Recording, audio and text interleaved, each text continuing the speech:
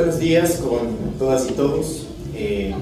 Muchísimas gracias por la invitación a este espacio de formación.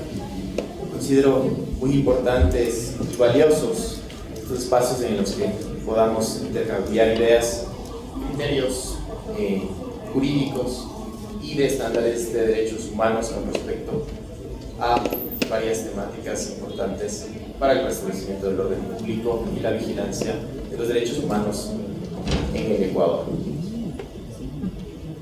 Quisiera empezar con algunos antecedentes. En 1998, un ciudadano de origen francés, el señor Di, estaba en la ciudad de Quito.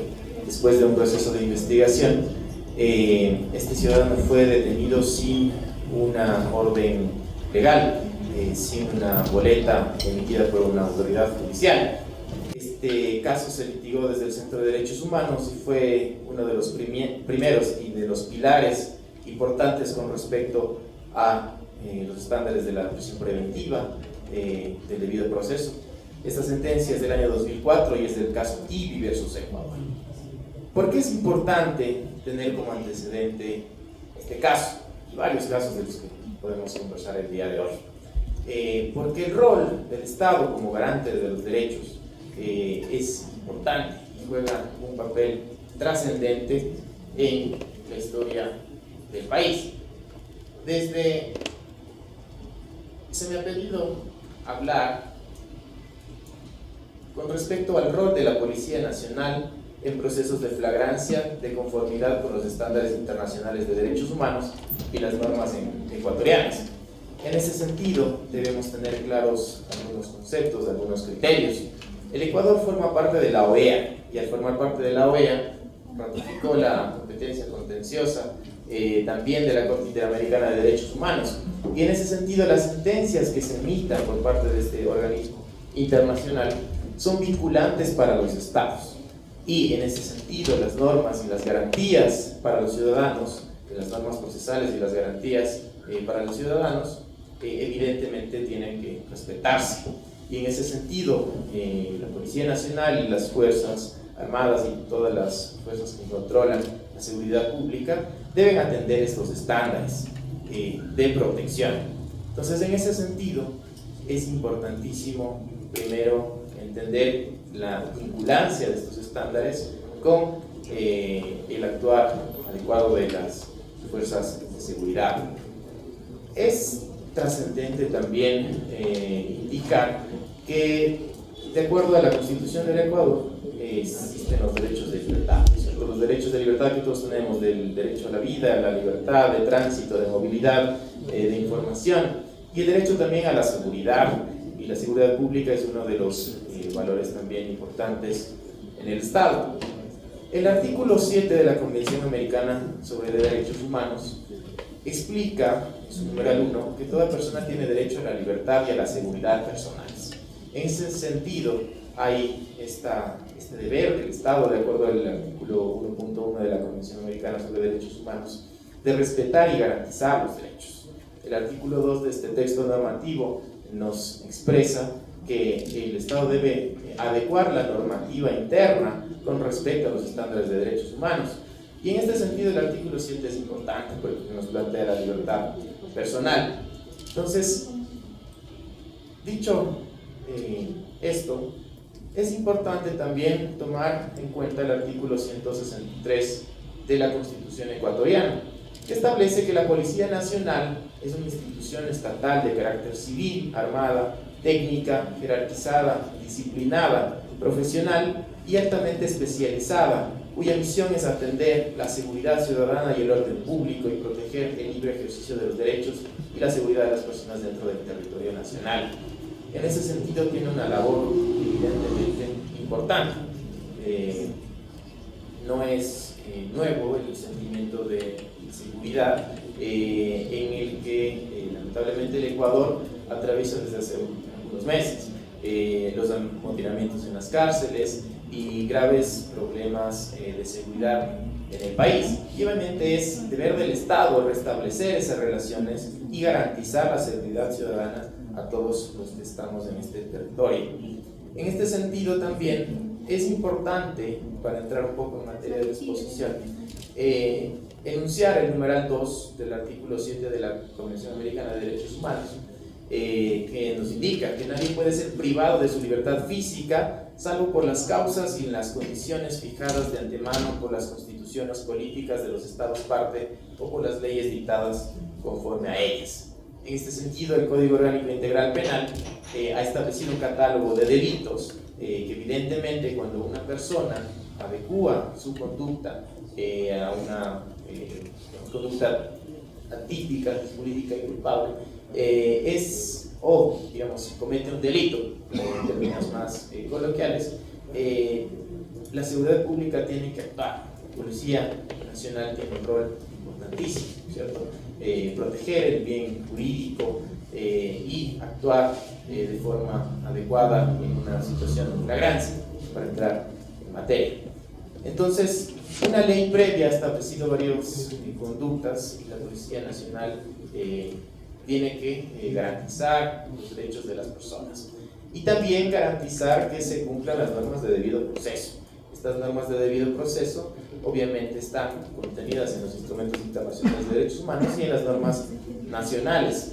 En ese sentido, el numeral 3 del artículo 7 indica que nadie puede ser sometido a detención o encarcelamiento arbitrarios. Y aquí nos plantean algunas complejidades adicionales. Una persona no puede ser detenida de forma arbitraria, ilegal o ilegítima, son algunos causales también importantes que hay que tomar en cuenta.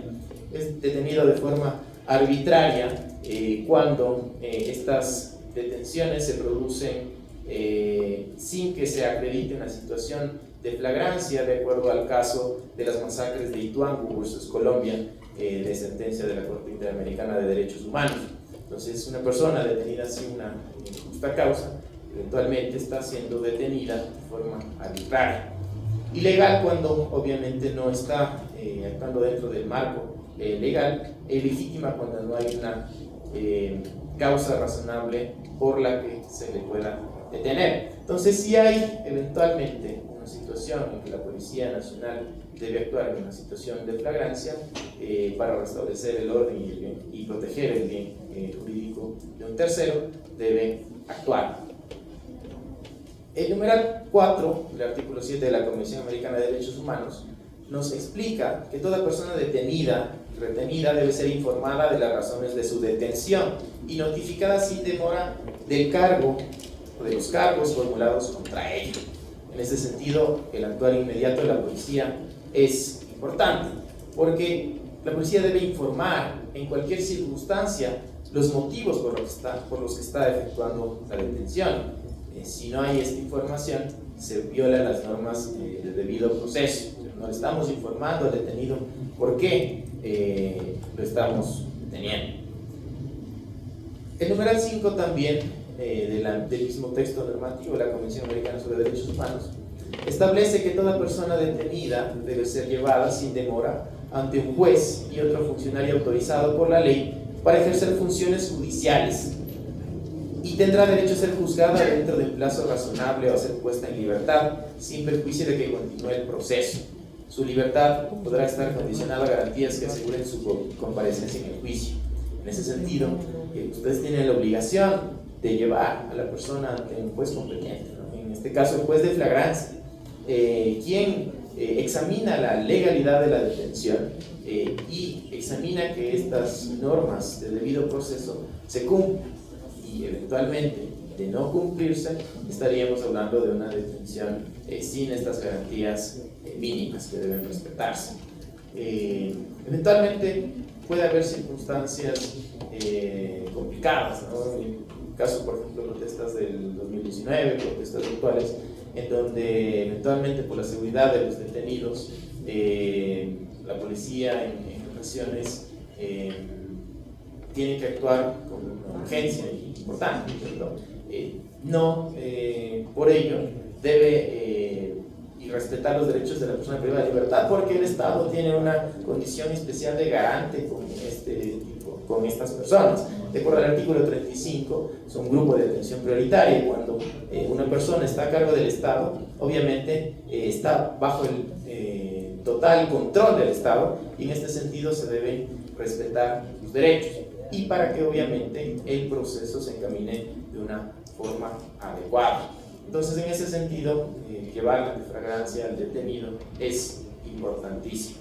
El numeral 6 del artículo 7 de la CAP también indica que toda persona privada de libertad tiene derecho a recurrir ante un juez o tribunal competente a fin de que se decida sobre la legalidad de su arresto. Esto es lo que ya un poco explicamos.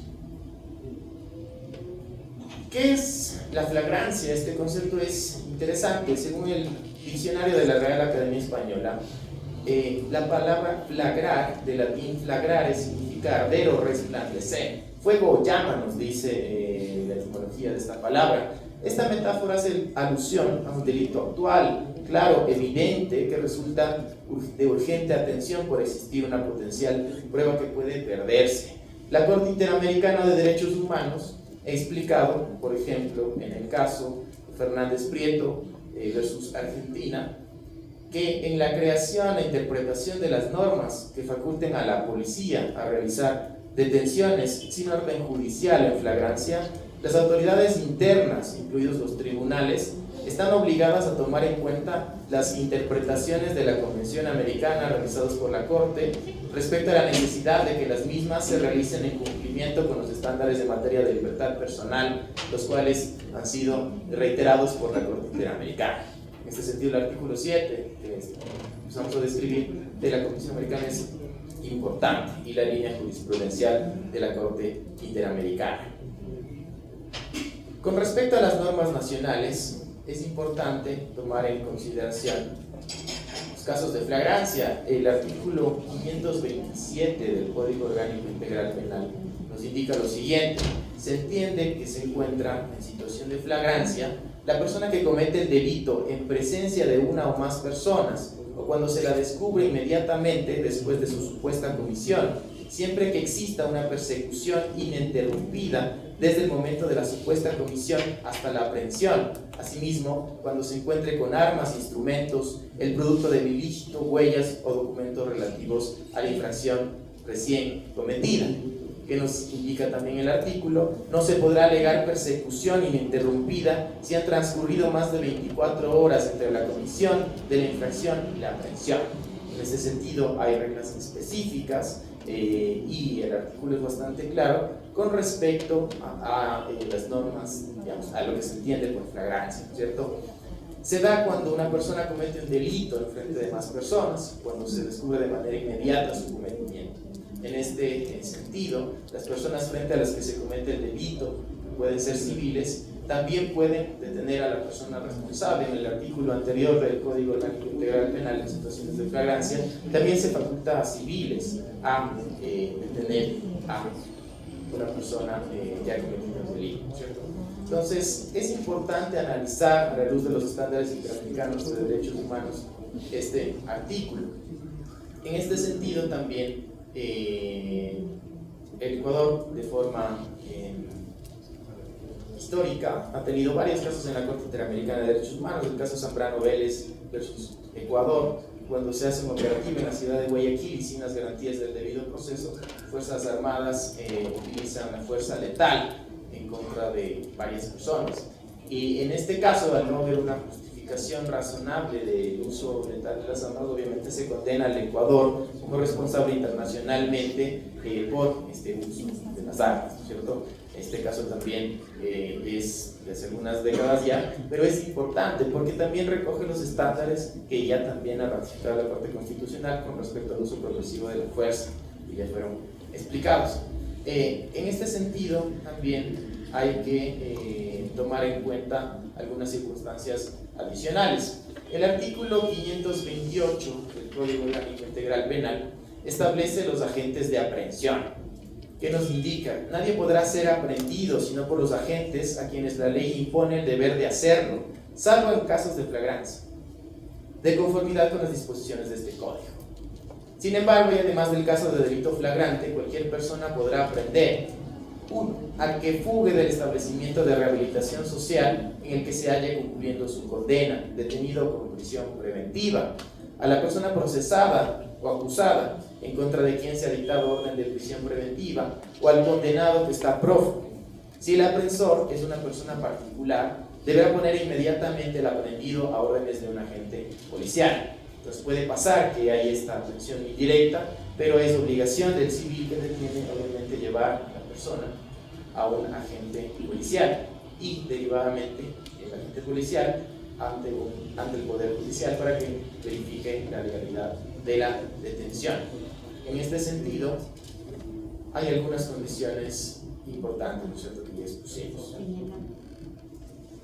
El artículo 529 del COIP también es importante, que nos establece la audiencia de calificación de flagrancia, que nos dice: en los casos de infracción flagrante, dentro de las 24 horas desde que tuvo lugar la aprehensión, se realizará la correspondiente audiencia oral ante la o el juzgador, en la que se calificará la legalidad de la aprehensión. La o el fiscal, de considerarlo necesario, formulará cargos y, de ser pertinente, solicitará las medidas cautelares y de protección que el caso merite y se determinará el proceso correspondiente.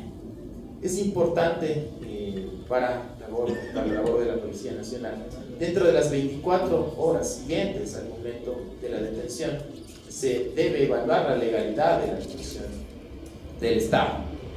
Entonces ingresa el Poder Judicial a analizar, bajo la luz de los estándares interamericanos de derechos humanos, bajo la luz del debido proceso, en que se hayan garantizado los derechos de la persona privada de libertad, que se le haya informado la razón de su detención, que se le haya comunicado sus derechos de una forma entendible. Y aquí también es importante hacer un análisis intercultural. Cuando, por ejemplo, se detiene a una persona en situación de flagrancia y no entiende el idioma español o el idioma regular, debería la Policía Nacional efectuar todos los parámetros mínimos para que la persona tenga el acceso a una traducción adecuada en su idioma, porque obviamente esta es una norma también importante que le permite entender qué está pasando con su situación jurídica, ¿cierto? El bien jurídico de la libertad se está restringiendo por el bien mayor de la seguridad ciudadana en este caso. Y en ese sentido,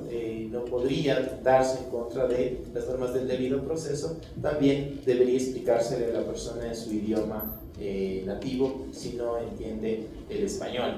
Incluso también ustedes conocen que el Estado plurinacional en que vivimos e intercultural, con más de 14 nacionalidades, con sus idiomas propios, también deben garantizarse los requisitos de idioma y una práctica intercultural adecuada en estas circunstancias.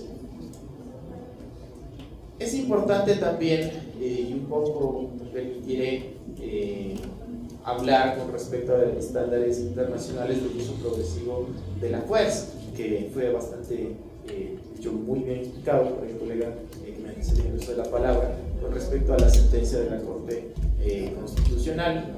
En este sentido, quisiera aportar con un par de casos explicados por la Corte Interamericana de Derechos Humanos. Por ejemplo, en el caso Favela Nova Brasilia versus Brasil, ha determinado que todo uso de la fuerza que no sea estrictamente necesario por el propio comportamiento de la persona detenida constituye un atentado a la dignidad humana en violación del artículo 5 de la Convención Americana. El artículo 5 habla sobre el derecho a la integridad personal y en ese sentido queda prohibido todo trato cruel, inhumano o degradante a la persona privada de libertad.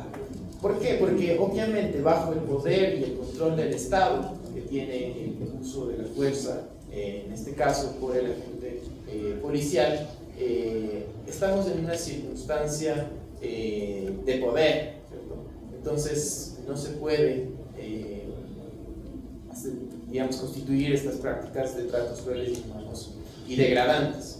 En el caso Peroso y otros versus Venezuela, con respecto al uso progresivo, se ha indicado por parte de la Corte Interamericana que el uso legítimo de la fuerza y otros instrumentos de coerción por parte de miembros de cuerpos de seguridad del Estado debe ser excepcional y solo utilizarse cuando se hayan agotado o hayan fracasado todos los demás medios de control, distinguiendo imperativamente en tales circunstancias entre quienes, por sus acciones, constituyen una amenaza inminente de muerte o lesión grave para sí o para terceros y quienes ejercen sus derechos a manifestarse y no presenten esa amenaza. Entonces, este criterio de la amenaza ya fue explicado hace varios años por la Corte Interamericana y ha sido ratificado también por las sentencias de la Corte Constitucional. Y el caso que un poco rememoraba antes, el caso Zambrana Noveles versus Ecuador, la Corte Interamericana ha indicado que el uso de la fuerza debe estar limitado por los principios de proporcionalidad, necesidad y humanidad. La fuerza excesiva o desproporcionada por parte de los funcionarios encargados de hacer cumplir la ley, que da lugar a la pérdida de la vida, puede por tanto equivaler a la privación arbitraria de la vida. El principio de necesidad justifica solo las medidas de violencia militar no prohibidas por el derecho internacional, que son relevantes y proporcionadas para garantizar el pronto sometimiento del enemigo con el menor gasto posible de recursos humanos y económicos. Sigue la Corte y nos indica: el principio de humanidad complementa y limita intrínsecamente el principio de necesidad al prohibir las medidas de violencia que no son necesarias, es decir, relevantes y proporcionadas, para el logro de una ventaja militar efectiva. En situaciones de paz, los agentes del Estado deben distinguir entre las personas que por sus acciones constituyen una amenaza inminente de muerte o lesión grave y aquellas personas que no presentan esta amenaza, y usar la fuerza solo contra las primeras. En este sentido, si se provoca la muerte de una persona por el uso desproporcionado de la fuerza, se trata de una privación arbitraria de la vida. Entonces, en ese sentido, los agentes policiales también, de acuerdo al Código Orgánico Integral Penal, pueden ser sometidos a procesos sancionatorios de orden civil, penal y de orden administrativo, de acuerdo al Código Orgánico Integral Penal. Entonces, es un tema bastante complejo, bastante importante, obviamente, para proteger el derecho a la seguridad pública, a la libertad. Deben establecerse todos estos mecanismos adecuados que han planteado los estándares internacionales de derechos humanos, las normas de debido proceso y también las sentencias de la Corte Interamericana de Derechos Humanos. En conclusión, podemos indicar algunos parámetros generales. El uso progresivo y proporcionado de la fuerza está determinado en los estándares internacionales de derechos humanos. Cuando un agente de seguridad, en un caso de flagrancia, detiene a una persona, debe garantizar sus derechos porque está en una situación como representante del Estado, y en este sentido deben garantizarse las normas de debido proceso. En casos de flagrancia es necesaria e imprescindible la verificación de la legalidad de detención por parte de una autoridad competente, por parte del juez, en las próximas 24 horas, o si no, la detención se convierte en arbitraria, porque estamos excediendo el tiempo planteado en la ley. En ese sentido, agradezco nuevamente la invitación y cualquier pregunta adicional que se pueda establecer en marco de esta exposición. Les agradezco muchísimo.